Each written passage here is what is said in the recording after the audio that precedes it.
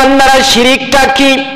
শিরিকটা হলো মাজারের মধ্যে গিয়ে কোনো কিছু চাওয়া। শিরিকটা হলো কোনো ব্যক্তিকে কেন্দ্র করার পরে কোনো ব্যক্তির পূজা করা। কোনো ব্যক্তির কাছে গিয়ে আমার একটা সন্তানের ব্যবস্থা করে দেন, এই কথা বলা হলো শিরিক। মাজারের মধ্যে সিজদা দেওয়া হলো শিরিক। আরো শিরিক ভালোভাবে শোনেন, আল্লাহ ছাড়া কারো কাছে মান্নত করা হচ্ছে শিরিক। শুধুমাত্র কেবলমাত্র একমাত্র মান্নত করতে হবে আল্লাহ রব্বুল আলামিনের কাছে।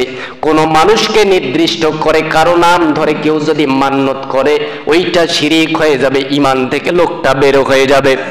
ও আল্লাহর আদরের বান্দারা, যদি কোনো ব্যক্তি মনের আশা পূরণ করার জন্য, মনের চাহিদা পূরণ করার জন্য মাজারের মধ্যে টাকা দেয়, কোনো ব্যক্তি যদি মনের আশা বাসনা পূরণ করার জন্য কোনো মানুষকেও টাকা দেয়, কোনো পীর সাহেবকেও টাকা দেয় আমার যেন মনের আশা পূরণ হয়, যদি মনের আশা পূরণের জন্য দান করে, আল্লাহকে রাজি খুশি যদি না করে, আল্লাহর উপর ভরসা ছেড়ে যদি কোনো মানুষকে কেন্দ্র করে, মাজারকে কেন্দ্র করে দান করে, ওই দানটাও শিরিকের পর্যায়ে চলে যায়।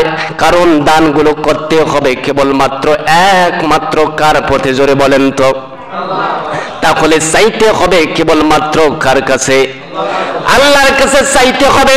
যদি কোন মানুষ মনের মধ্যে চার আশা, চার বাসনা নিয়া যদি কোন মাজারের মধ্যে দান করে, মানুষকে দান করে মনের মধ্যে আশা নিয়া, তাহলে ওই কাজগুলো হবে শিরিক। ও আল্লাহর আদরের বান্দারা, আল্লাহর রাসূল বলেছেন, চার ব্যক্তির উপর আল্লাহ রাব্বুল আলামিন লানত দেন।